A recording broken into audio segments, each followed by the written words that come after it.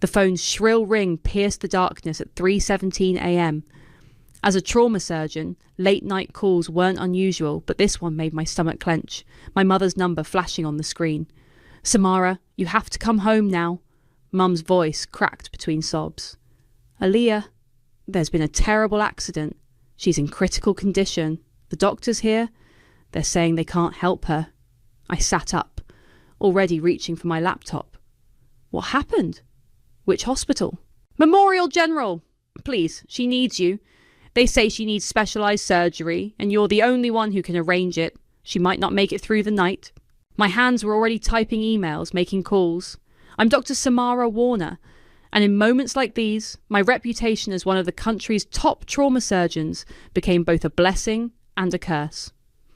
Within 30 minutes, I had secured emergency privileges at Memorial, arranged for a specialist to be on standby, and booked the first flight home. "I'm on my way," I said, throwing clothes into a bag. "Keep me updated on any changes." The flight was a blur of anxiety and old memories. I hadn't been home in 3 years, not since the last emergency that turned out to be manufactured drama. But this was different. This was Aaliyah. When the taxi pulled up to Memorial's emergency entrance, something felt off. The lot was nearly empty. No ambulances, no urgency. The emergency desk clerk looked confused when I mentioned my sister's name. "Aaliyah Gray? We haven't had any major traumas tonight." My phone buzzed. A text from Mum. "We're at the house. Come quickly." The growing knot in my stomach tightened as the taxi turned onto our old street. Christmas lights twinkled in April. Balloons bobbed against the porch railing. Cars lined the driveway. I stepped out, medical bag in hand, the sound of laughter and music spilling from inside. The door flew open before I could knock. "Surprise!" My sister Aaliyah stood there, champagne glass in hand, wearing a sparkly dress. "Oh my God! You actually brought your doctor bag. That's hilarious." The world tilted sideways as reality set in. Behind her, a banner read, "Happy 58th birthday, Mary." "Samara, sweetie!" Mum emerged from the crowd, arms wide. "You made it! I knew you would. You told me Aaliyah was dying." My voice came out flat, clinical. "Oh, don't be so dramatic." Aaliyah rolled her eyes. "Mum just knew you wouldn't come otherwise. And look, you're here. Finally."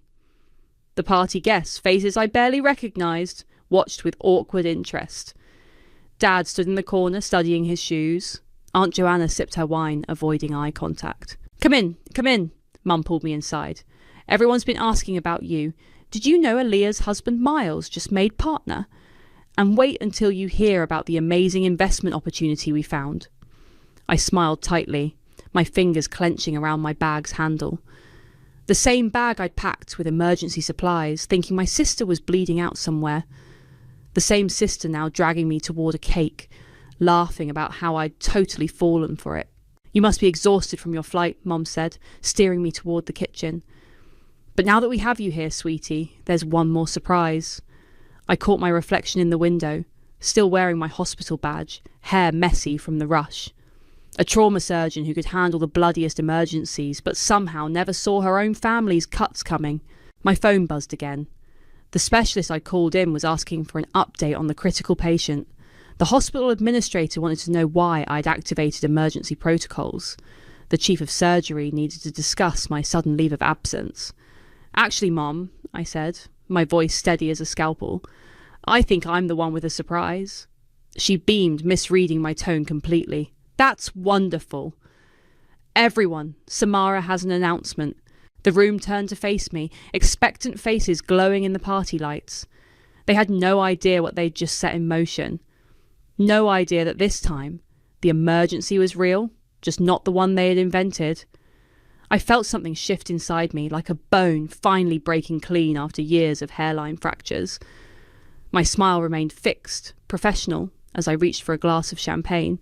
This would be my last performance as the dutiful daughter they could summon at will. They wanted me here so badly. Fine. They'd get exactly what they deserved.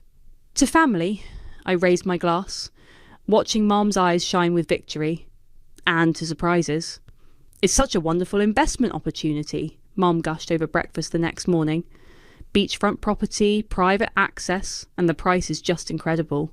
I stirred my coffee, watching the cream create perfect spirals. After last night's party died down, they'd insisted I stay in my old room. The posters were still on the walls, frozen in time like a museum of teenage dreams. We just need a small favour, Dad finally spoke up, sliding a folder across the table. The bank wants additional security on the loan, with your income. I opened the folder.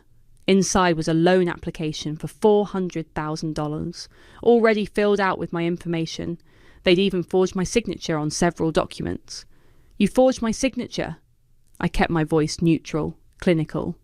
Oh, don't be so dramatic, Aaliyah waltzed in, still in her pyjamas at noon. It's not like you wouldn't have signed it anyway. You're always so uptight about everything. Like last night's fake emergency, I asked. God, are you still hung up on that? Aaliyah rolled her eyes. It worked, didn't it? You're here. And honestly, the way you showed up with your little doctor bag was priceless, right, Mom? Mom reached across the table, patting my hand. Sweetie, we just miss you. You're always so busy with your important surgeon life, never having time for family. Sometimes we need to get creative. Creative, I repeated. Like the time you told me Dad was having a heart attack. That was different, Mum waved dismissively. We really did think it might be his heart. It turned out to be indigestion, but better safe than sorry. Or when Aaliyah supposedly had appendicitis during my board certification exam. I did have terrible cramps, Aaliyah protested. How was I supposed to know it was just period pain? The memories surfaced like air bubbles in blood. Missed opportunities, sabotaged interviews, manufactured crises, always timed perfectly to derail my plans. Each time I'd come running, each time they'd laugh it off as family looking out for family. The condo closes tomorrow, Dad said quietly. We need an answer today. I stood up, walking to the window. Outside, Miles was pulling up in his new Mercedes. Another investment opportunity success story, no doubt. Show me the property details, I said. Mum practically bounced to get another folder. It's absolutely perfect. There's even room for all of us to stay when we visit you in the city. When you visit me? Well, of course. We'll need somewhere to stay when we come up for shopping trips and social events. You have that spare room you never use? I flipped through the glossy brochure, noting the developer's name, Grey Properties, Miles's company. Everything connected, like veins leading to a hemorrhage. I'll think about it, I said. Think about it. Mum's voice sharpened. Sweetie, we need an answer now. The opportunity closes today. After everything we've done for you.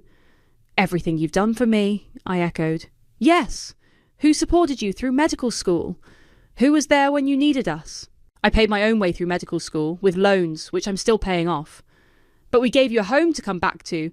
Unlike you, Aaliyah understands family loyalty. She's warm, she's present, she's broke, I finished. And now you need my money. The kitchen fell silent. Dad studied his coffee. Aaliyah's face flushed red. You know what your problem is, Samara? Aaliyah spat. You think you're better than us just because you cut people open for a living. You've always been like this, cold, calculating, keeping score. I'm not keeping score, I said quietly. I'm just done playing the game. Mum's face crumpled into familiar tears. How can you be so cruel after I raised you, loved you? I'll think about it, I repeated, gathering my things. I have some calls to make. Work calls, Aaliyah sneered. Running away again? I paused at the door, remembering something. Actually, I need to call the hospital administrator. Clear up that emergency protocol I activated last night. Interesting thing about false medical emergencies. They're technically fraud when they involve hospital resources. The colour drained from Mum's face. Samara, you wouldn't... Like you said, Mum. Sometimes we need to get creative. I walked out, already pulling up my phone contacts. First call, my old friend Lena, now a local attorney. Second, the county records office. Third, the state medical board's fraud division. They wanted to play games? Fine. But this time, I was changing the rules. Behind me, I heard Mom's voice. She'll come around. She always does. I smiled. They had no idea what was coming. Holy shit, Samara. Lena spread the documents across her desk. This is way bigger than family drama.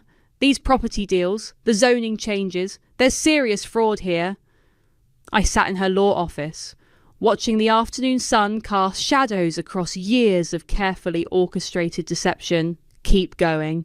Your brother-in-law's company has been buying up properties just before mysterious zoning changes make them worth 10 times more. And look at this signature. She held up a document. Your father's name is on half these deals. Dad's always been their rubber stamp. This isn't just rubber stamping. This is criminal liability. Lena leaned back. Does he even know? My phone buzzed. Another text from Mum about the condo deadline. I ignored it. What about the trust documents? I asked. Lena pulled out another file. Your grandmother's trust is ironclad. They needed your signature to access it, which you gave them 5 years ago. Under duress, I interrupted. After they claimed Aaliyah needed emergency surgery. Jesus. Lena shook her head. You know, I always wondered why you left town so fast after residency. I had my reasons. My phone buzzed again. Aunt Joanna this time. Your mother's heartbroken. Please call her. Speaking of reasons, Lena said, I found something interesting. She played an audio file on her computer. Mum's voice filled the room, and Samara's too obsessively honourable to ever retaliate. That's why she's perfect. All ethics and no backbone. Just like her father. When was this? I asked. Last week, from the country club security system. Your Aunt Joanna was there too. I remembered Joanna's voice from 15 years ago. If you tell anyone about Aaliyah's situation, it'll destroy this family's reputation. Is that what you want? I need you to draw up some papers, I said. Revocation of power of attorney, trust access, everything. Already done. Lena slid a stack of documents forward. But Samara, are you sure about this? Once you start, there's no going back. My phone buzzed a third time. A photo from Aaliyah. Her and Mum crying together, captioned, Family is forever, when they're not being selfish. They've never worried about going back, I said, reaching for a pen. Why should I? An hour later, I walked into the local diner where my parents were regulars. The waitress recognised me immediately. Dr. Samara, your mum was just here bragging about your visit. She mentioned a beautiful beach condo. Really? I smiled. Did she mention where she got the money for it? Back at the house, I played the perfect daughter. Listened to Mum's hints about the loan deadline. Nodded at Aaliyah's pointed comments about family loyalty. Watched Dad shuffle papers in his study, oblivious to the noose tightening around his neck. I found some old photos, Mum said over dinner. Remember this one? Your high school graduation. You almost missed it because you insisted on doing that hospital volunteer program. The program that got me into medical school, I noted. You were always so focused on leaving, Aaliyah said, while I stayed and built something real here with Miles. How is the real estate business? I asked innocently. I heard the zoning board's been very cooperative. Miles coughed. Dad looked up sharply. Just amazing, Aaliyah beamed. Miles is so good at seeing opportunities. Unlike some people who waste their lives in hospitals. My phone lit up with a message from Lena. Documents filed. Trust access revoked. You're clear. You know what I remember about graduation? I said, standing up. How Aunt Joanna convinced me to cover for you that week, Aaliyah. What was it she said? Family protects their own. The colour drained from Aaliyah's face. Joanna, who'd joined us for dinner, set down her fork. Samara, Mum warned. Some things are better left in the past. You're right, I smiled. The past is done. Just like my access to grandmother's trust, I revoked it this afternoon. The silence was surgical, perfect, clean. You... what? Mum whispered. I also filed a formal complaint about those zoning irregularities. Anonymous, of course. Family protects their own, right? You can't do this, Aaliyah started. Actually, I can. And I did. Consider it my contribution to family loyalty. I walked out, leaving them with their cold dinner and colder realizations. My phone buzzed one last time. A message from an unknown number. This is Detective Roberts. We need to discuss some documents that came across our desk. The game was changing, and I was just getting started. I'm calling to verify the trust revocation, the bank manager said over the phone. You understand this terminates all existing credit lines and automated payments linked to the account? Yes. I watched the sunrise from my hotel room, having moved out of the house last night. And I want a complete audit of all transactions from the past 5 years. Of course, Dr. Samara. And regarding the mortgage payments for the property on Oak Street, stop those immediately. A knock at my door interrupted the call. Aunt Joanna stood there, perfectly coiffed despite the early hour. "We need to talk," she said, pushing past me into the room. I ended the call. "About what?" "Old times, like when you helped them hide Aaliyah's abortion while I took the blame for missing that scholarship interview. You were stronger. You could handle it." Joanna paced the room. "Aaliyah was fragile. Fragile enough to destroy my reputation at church, to let Mom tell everyone I was acting out when really I was covering for her precious baby. That was 15 years ago, and nothing's changed." I pulled out my laptop, turning it to show her the screen. "Except now I have proof of everything." She stared at the documents displayed, bank statements, text messages, recorded calls, years of manipulation catalogued with surgical precision. "What do you want?" she asked quietly. "I want you to deliver a message. Tell them to stop calling, stop showing up, stop pretending we're one big happy family. They're your family. No, they're parasites who found a reliable host." My phone chimed. An email from a local reporter responding to my tip about zoning irregularities. Another piece falling into place.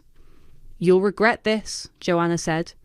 "When you're alone in that big city with your fancy career, you'll miss having people who love you."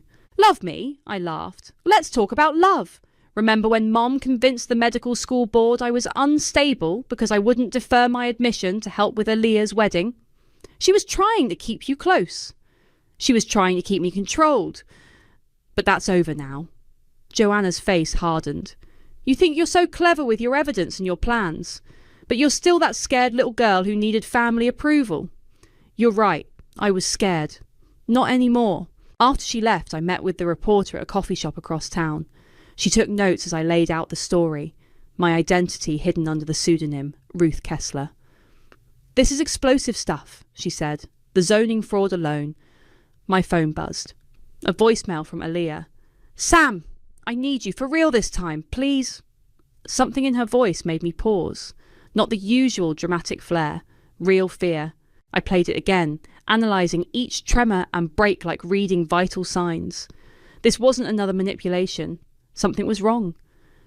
The reporter was still talking about deadlines and sources. I held up a hand. "Give me 24 hours before you run anything," I said. "There might be more to the story." Back in my hotel room, I called Lena. "Can you check police reports from last night? Anything involving Aaliyah or Miles?" She was quiet for a moment. "There's an incident report. Aaliyah was picked up for reckless driving. Blood alcohol level was significant. Let me guess, no booking record? Someone called it in as a medical emergency. She's at Memorial now." Of course. Their favourite play. Turn crimes into medical issues. Make everything disappear with the right connections. Another call came in. "Mom. Sweetie, about what happened. We can discuss it later. Right now, we need your help. Aaliyah's in trouble." "Real trouble or manufactured trouble? Please," her voice cracked. "The hospital is asking questions about her blood work. If you could just talk to them."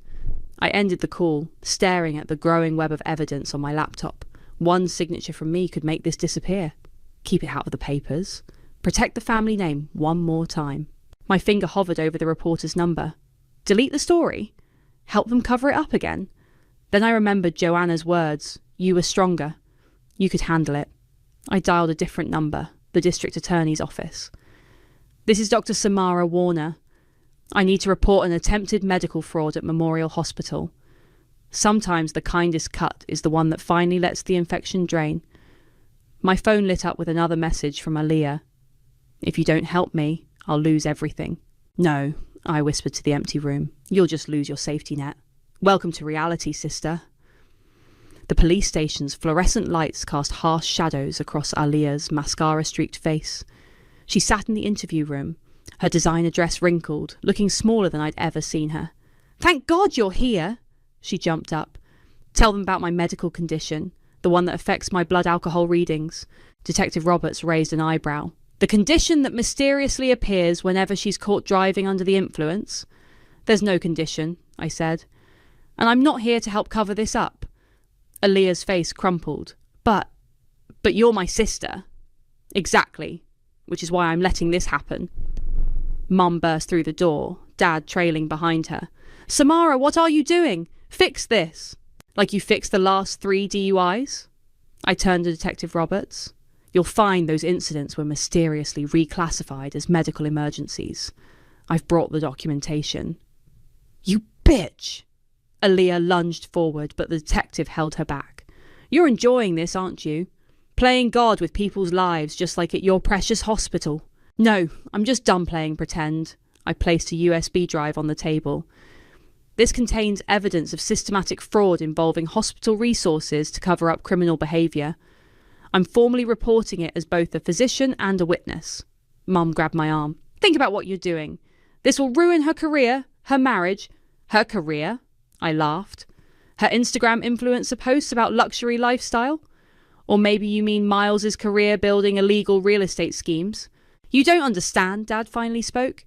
Miles has powerful friends. If this gets out... It's already out. I showed them my phone. The local news website's breaking story about zoning fraud investigations. The DA's office is very interested in how certain properties got rezoned right after your company acquired them. Aaliyah collapsed into a chair. You're ice. You know that. Pure ice. You enjoy watching people hurt. No. I stepped closer. That's the difference between you and me. I just stopped helping people who set the fire. Detective Roberts cleared his throat. Ms. Aaliyah, we're ready to process your booking. Booking? Mum's voice rose. No, we can work something out. Samara, please, use your hospital connections. Those connections? I pulled out my medical badge. They're investigating every case where I was asked to intervene. Every emergency you manufactured. Every time you used my credentials to bypass the system. You'll regret this, Aaliyah hissed as the officer led her toward booking. When you're alone in your perfect little life, you'll realise what you threw away. I watched them fingerprint her, thinking of all the times I'd cleaned up her messes, covered her lies, enabled her chaos. Your sister's right, Mom said quietly. You'll have no one. I already had no one. I just had parasites wearing family masks. Dad touched my shoulder. Samara, please. We can fix this as a family. Family? I shrugged off his hand. Where was family when I needed surgery after that car accident and you used my insurance money for Aaliyah's wedding? Where was family when you sabotaged my residency matches to keep me at the local hospital? We were protecting you. No, you were protecting your investment. I turned to leave, but Mum's voice stopped me. If you walk away now, don't ever come back. Don't worry, I said, without turning around. I won't. Outside, I found Miles waiting by his Mercedes. You think you're so smart. He stepped into my path. But you have no idea what you've started. I know people who can hurt your reputation, just like you're hurting ours. Funny thing about reputations, I smiled. They're a lot like surgical procedures. One wrong move and everything falls apart. Is that a threat? No, that's a diagnosis. And your condition? It's terminal. My phone buzzed, Lena warning me about potential retaliation. But I wasn't worried. Every cut I'd made was precise, documented, and completely legal. They wanted to play with reputations? Fine. Let them learn what happens when you push a surgeon too far. I got into my car, watching Miles storm into the police station in my rearview mirror. He still thought he could fix this with money and connections. He didn't understand that some wounds are meant to bleed. My phone lit up again. A message from an unknown number. You've made some dangerous enemies. Watch your back. I smiled, starting the engine. They still didn't get it. I wasn't watching my back anymore. I was watching them fall. Federal agents raided Grey Properties this morning, Lena announced, dropping a newspaper on my hotel room desk. Your brother-in-law's not looking so smug anymore. I scanned the headline. Local real estate empire under investigation. Allegations of pyramid scheme and fraud. The evidence package you provided was thorough, she continued. The feds are particularly interested in those backdated zoning documents with your dad's signature. My phone buzzed. Another blocked number. I've been getting threats all week, each one more desperate than the last. How's Aaliyah handling it? Still in custody. Turns out this wasn't her first DUI, just the first one that stuck. The DA's office is reviewing all those mysterious medical emergency classifications. A knock at the door interrupted us. Room service. But I hadn't ordered anything. Delivery for Dr. Samara. The attendant held out an envelope. Inside was a single sheet of paper, an old credit card statement showing massive charges from 15 years ago, medical charges. My medical charges from the car accident they'd used to fund Aaliyah's wedding. They're getting desperate, Lena observed. Good. I pulled out my laptop. Time for phase 2. Within hours, every bank connected to my family's finances received formal fraud alerts. Credit cards maxed out. Accounts frozen. The beach condo deal not just withdrawn but flagged for suspicious activity. My phone rang. Mum. What have you done? She screamed. My cards are declined everywhere. The bank won't even let me access my accounts. Funny how that works, I said. Almost like having your medical emergency turned into someone else's wedding fund. That was different. You were young, you healed fine. I have metal pins in my leg. We paid you back. No, you didn't, and now neither will anyone else. I hung up and opened my email. The local community Facebook page was blowing up with a viral post about the fake hospital emergency stunt they'd pulled to get me home. The story had been shared thousands of times, with people adding their own experiences of similar family manipulation. Your mother's trying to spin it, Lena said, scrolling through comments. Says it was a misunderstanding about a surprise party. Check the hospital security footage I leaked. She whistled. That's damning. Your mum crying about a critical accident while Aaliyah's in the background laughing about the prank. My phone buzzed again. Aunt Joanna. I found something in your old room, she said quietly. Notes you wrote as a child. Plans for running away. Lists of places you could hide. I was 12, I replied. Already planning my escape. Samara? What do you want? What will it take to end this? I walked to the window, watching police cars pull up to my parents' house. It's already ending. The DA just froze all assets connected to the real estate scam. Dad and Mum are named participants. They'll lose everything. Like I lost my trust fund, my insurance money, my peace of mind. A commotion outside caught my attention. Officers were leading Dad out in handcuffs while Mum screamed at them from the porch. Neighbours gathered on their lawns, phones recording everything. You've destroyed this family, Joanna whispered. No, I just stopped letting them destroy me. After hanging up, I opened my old medical records, the ones from the car accident, 16 years old, metal pins in my leg, while they used the insurance payout for Aaliyah's dream wedding. She needs this, they'd said. You're stronger, you'll understand. My phone lit up with a news alert. Local business owner arrested in federal fraud investigation. Miles's mugshot stared back at me, his smug smile finally gone. You did it, Lena said softly. You actually did it. Not quite. I pulled up one last email. My resignation letter to the local hospital board, along with evidence of every time they'd helped cover up my family's emergencies.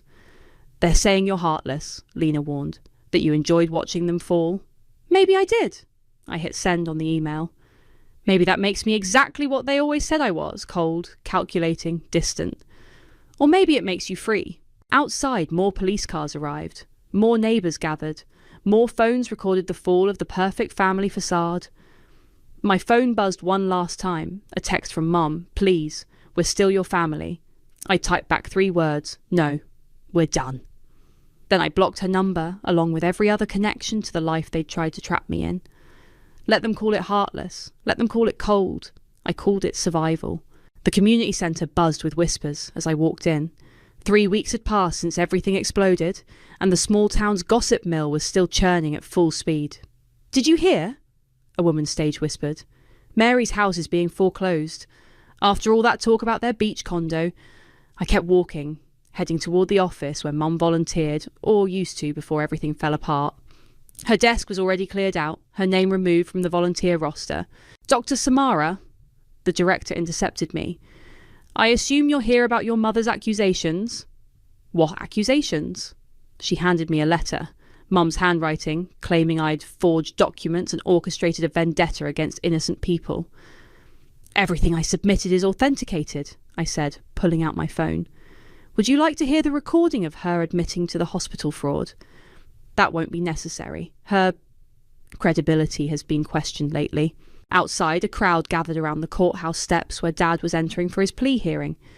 He'd aged decades in 3 weeks, his shoulders hunched under his suit jacket. Samara! Mum's voice cut through the murmur. She pushed through the crowd, designer handbag replaced by a worn purse. You have to stop this. Your father's taking a plea deal. Good. He should.